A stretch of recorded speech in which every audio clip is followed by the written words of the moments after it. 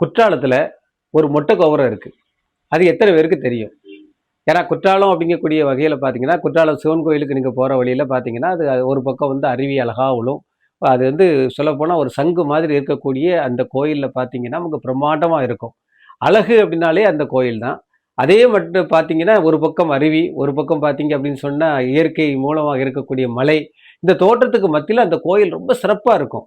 இந்த கோயில் பக்கத்துல தான் அந்த நான் சொல்லக்கூடிய அந்த மொட்டை கோபுரம் இருக்கு. இந்த மொட்டை கோபுரம் எப்படி அப்படின்னா, நீங்க அருகில் இருக்கக்கூடிய சித்திரை சபை அப்படிங்கக்கூடிய இடத்துல இருந்து நம்ம வந்தோம்னா, வடக்கு இருந்து தெற்க பார்த்து வந்தோம்னா ஒரு பெரிய படி இருக்கும். அந்த படி வழியே இறங்கி நம்ம கோயிலுக்கு வரக்கூடிய இடத்துல பார்த்தீங்கன்னா, அந்த கோபுரம் வந்து ரொம்ப பிரம்மாண்டமா இருக்கும்.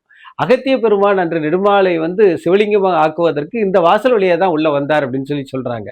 ஒரு காலத்துல பார்த்தீங்கன்னா, இந்த மொட்டை கோபுரம் ஒரு வேளை வந்து அத கெட்ட முயற்சி செய்தம்போது, ஏதாவது போர் வந்து அந்த மொட்டை கோபுரம் கெட்ட முடியாம அப்படி நின்று விட்டது அப்படின்னு சொல்றாங்க. சிலர் சொல்றாங்க, பிற்காலத்தில் வந்து ஆற்காடு நவாப் அந்த மாரி காலத்துல வரும்போது இந்த மொட்டை கோபுரம் வந்து இடிக்கப்பட்டது அப்படின்னு சொல்றாங்க. சிலர் சொல்றாங்க, இல்ல இந்த மொட்டை கோபுரம் வந்து வேலை செஞ்சுக்கிட்டே இருக்கும்போது பார்த்தீங்க அப்படின்னு சொன்னா, ஏதோ ஒரு காரணத்தினால தடைபட்டு விட்டது அப்படின்னு சொல்றாங்க.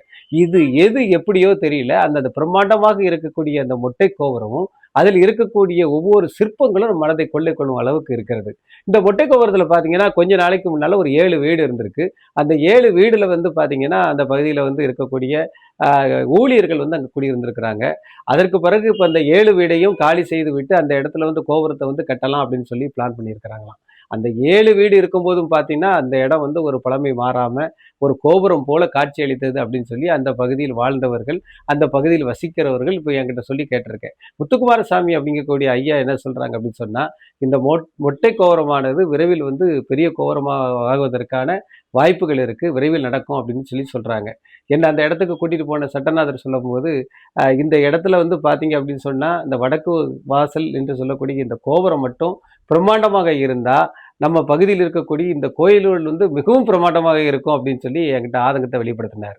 இப்ப நான் என்ன நினைக்கிறேன் அப்படின்னு சொன்னா, இந்த மாதிரி நிறைய மொட்டை கோபுரங்கள் வந்து நாட்டுல இருக்கு. இருந்தாலும் அது நினைவு சின்னமா இருக்கிறத பார்க்கும்போது நமக்கு ஆச்சரியமாவும், அதிசயமாவும் இருக்கு. இதோட ஃபவுண்டேஷன பார்த்தீங்கன்னா, அந்த அளவுக்கு பிரமாண்டம். இத வந்து நம்ம இப்ப கெட்டவே முடியாது. இந்த கெட்டாமல் இருக்கக்கூடிய, இல்லாட்ட கெட்டி இருக்கக்கூடிய இந்த இடத்த ஒரு நினைவு சின்னமா அறிவிச்சு, அத வந்து மக்களை பார்க்க வைக்கணும் அப்படின்னு தான் என்னுடைய ஒரு கோரிக்கையா இருக்கு. இத வந்து நிச்சயம் அங்க இருக்கக்கூடிய அறநிலையத்துறையும், பேரூராட்சி நிர்வாகமும் செய்யும் என்ற நம்பிக்கையோட இருக்கிறேன். இதே மாரி முட்டை கோபுரம் நம்ம பகுதியில நெறைய இருக்கு. அதை பத்தி உங்களுக்கு ஏதாவது தகவல் தெரிஞ்சது அப்படின்னு சொன்னா, கமெண்ட்ல நீங்க தெரிவிக்கலாம். முத்தாலங்குறிச்சி காமராசுவின் நெல்லை வரலாற்றுச் சுவடுகள்.